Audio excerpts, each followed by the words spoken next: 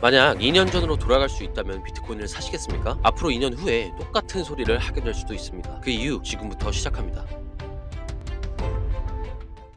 안녕하십니까 구독자 여러분, 코생 장그레임 인사드립니다. 여러분들 상승장이 곧 시작된다 이런 말 많이 들어보셨죠? 하지만 가격이라는 것은 후행성 지표잖아요. 결국 가격이 고점이었다 저점이었다는 시간이 지나고 봐야 아는 것이란 얘기인데, 그럼 만약 지금 상승장이 시작된 것이라면 어떠시겠습니까? 오늘은 지금의 시장이 과연 어떤 상황인지, 어떤 미래가 우리를 기다리고 있는지에 대해서 알아보도록 하겠습니다. 먼저 현재 시간 기준 비트코인 1시간 봉 차트입니다. 차트를 살펴보면 매수세와 매도세가 박스권에서 팽팽하게 줄다리기를 이어가고 있는 모습이 보이네요. 어제 일찍부터 66K를 향해 가는 모습을 보이더니 점점 하락 움직임을 보여주었고, 결국 현재는 64K 부근에서 횡보를 이어가고 있습니다. 시장의 기대감과 두려움이 공존하고 있는 모습인 것 같은데요. 지금 보시는 MVT 지표는 시장이 과열 구간인지 침체 구간인지 알 수 있는데요. 과거 강세장일 때는 해당 지표가 보통 2.2포인트로 레드라인을 통과 후에 하락 국면에 접어들었던 것을 확인할 수 있습니다. 최근 3개월 동안의 하락으로 지표값은 마이너스 4% 가까이 빠지면서 FTX 사태 이후 최대 패닉셀이었던 시장인 것을 알 수 있어요. 현재는 마이너스 1.6 정도에 위치하고 추세 전환을 시도하고 있는 모습이며, 과거 데이터를 보았을 때 MVT가 바닥을 찍고 1.8포인트를 넘긴 이후부터는 가격적인 측면에서 좋은 퍼포먼스를 보여주었다는 것을 확인할 수 있습니다. 이를 통해 하반기 사이클은 이미 시작되었을 수도 있다는 것이죠. 그렇다면 앞으로 한 번의 선택이 다음에 몇 년을 바꾸게 될 텐데요. 우리가 그토록 걱정하던 독일의 5만 개 물량은 결국 어떻게 됐습니까, 여러분? 시장을 주도하는 세력은 이 물량을 예상했던 대로 모두 흡수하며 세력을 더욱 확장시켰죠. 현재는 독일 물량을 포함한 장기 홀더들 그리고 개인들의 매도 압력까지 모두 고갈되는 상태로 접어들었습니다. 보시다시피 현재는 매수 압력이 압도적인 비율을 차지하고 있는데요. 그리고 시장 상승 요소 중 가장 중요하다고 볼 수 있는 코인베이스 프리미엄과 비트코인 ETF를 체크해보면 기관들의 매수세는 크게 살아났으며 프리미엄 지수가 음수에서 양수로 전환한 것을 모자라 3개월 만에 최고치를 기록하고 있고, 비트코인 현물 ETF 순유입은 트럼프 총격 사건 이후 더욱 화력이 붙음으로써 9거래일째 지속되고 있습니다. 지난 3일 동안 무려 10억 달러 이상의 유입이 되면서 독일발 유출 물량을 모두 회수하는 긍정적인 움직임이 시장에 연출되고 있네요. 현재 시장에 나오는 상승은 데이터상 개인들이 올리는 매수세가 아닙니다. 옛날 생각하면 어때요, 여러분? 탐욕적인 상승장은 신규 투자자들의 매수세가 기관 투자자 고래들과 맞먹는 파워가 있었죠. 근데 현재는 고래들과 기관들만이 주도하고 있는 시장입니다. 개인들은 추세가 나온 이후 한 발 늦게 들어오는 경향이 있어요. 하지만 우리는 시장을 선도할 필요까지는 없습니다. 고래 등의 살포시 올라타기만 하면 돼요. 그러려면 이번 사이클을 정확하게 아는 것이 중요하겠는데요. 저는 이번 사이클에서 암호화폐 시장은 전례 없는 속도로 성장할 것이라고 생각합니다. 총격 사태 이후에 미 대선은 더욱 확실해지고 있죠. 폴리마켓 데이터에 의하면 예측 시장이 열린 이후 트럼프의 당선 확률이 71%로 최고치를 기록하고 있습니다. 트럼프가 어떤 사람입니까? 미국이 비트코인 1위